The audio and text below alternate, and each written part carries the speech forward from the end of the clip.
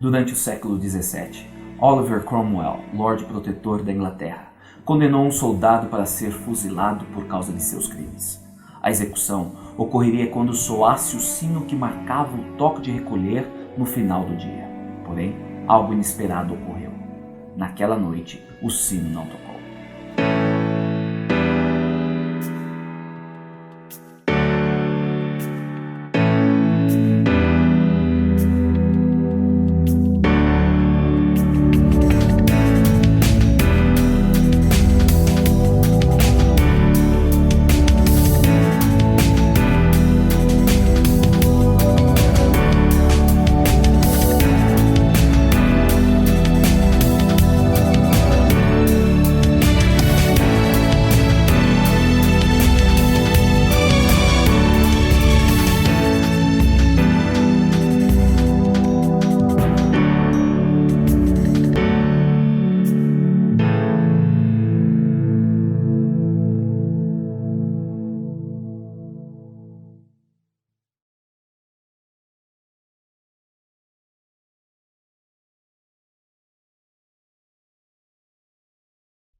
Na noite da execução, a noiva do soldado subiu na torre e se agarrou ao grande badalo do sino, impedindo que ele tocasse.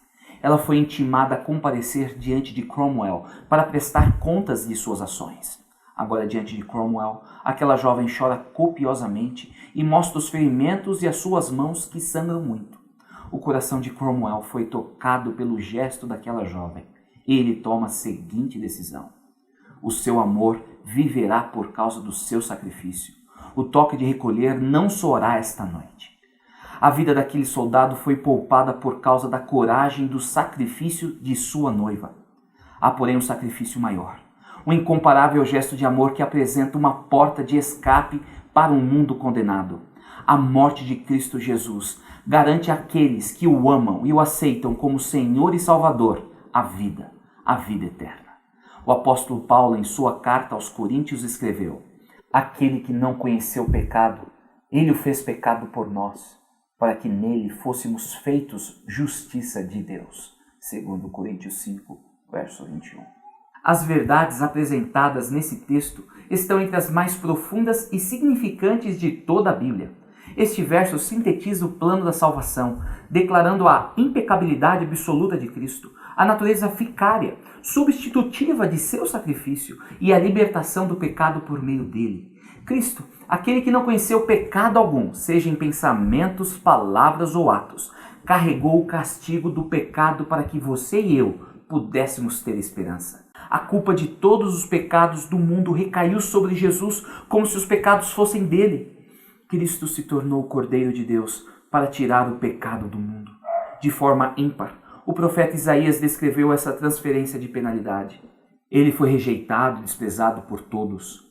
Ele suportou dores e sofrimentos sem fim. Era como alguém que não queremos ver. Nós nem mesmo olhávamos para ele e o desprezávamos.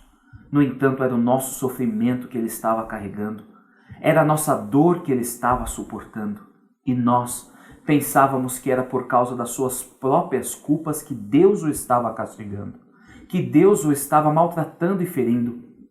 Porém, ele estava sofrendo por causa dos nossos pecados. Estava sendo castigado por causa das nossas maldades.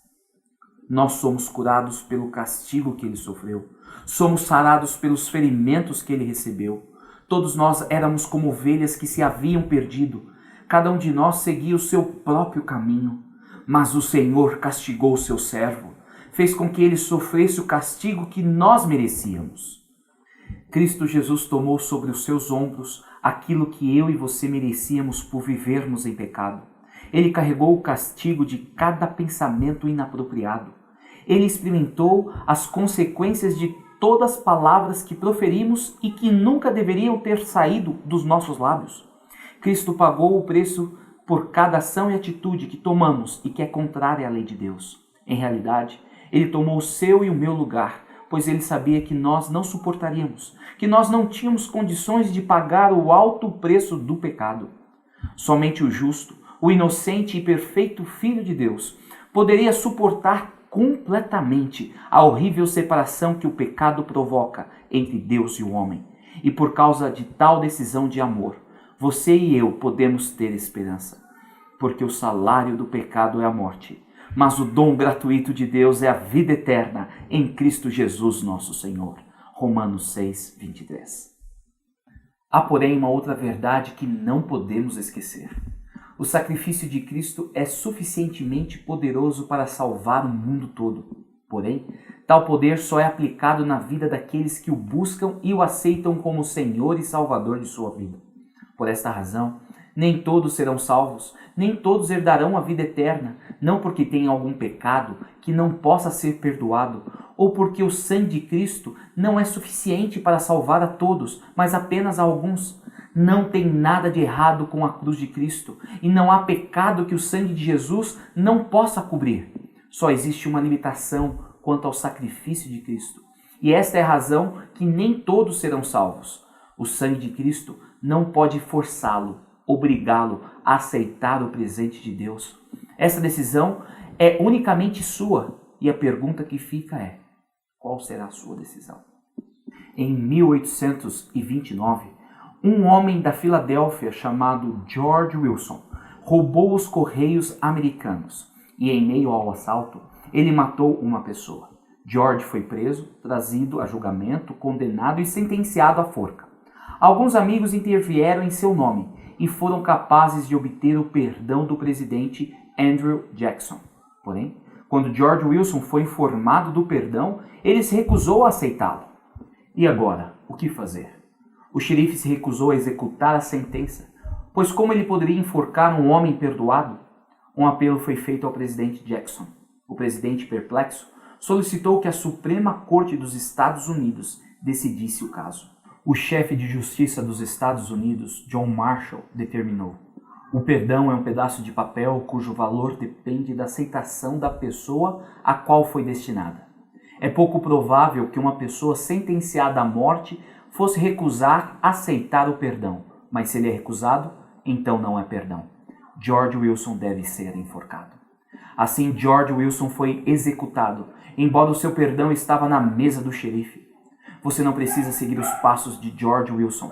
Você pode aceitar o perdão oferecido por Deus através de Cristo Jesus. Aceite hoje o sacrifício de Cristo e viva com esperança. Oremos. Eterno Pai, não conseguimos compreender completamente o sacrifício de Cristo, mas sabemos que Ele tomou o meu lugar e de cada pessoa que está me ouvindo neste momento. E através da morte de Cristo, podemos ter o perdão e a esperança de viver eternamente.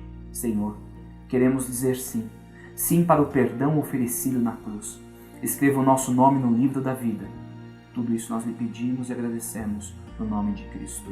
Amém. Lembre-se, da cruz de Cristo há palavras de esperança. Agarre-se a estas palavras e viva com esperança.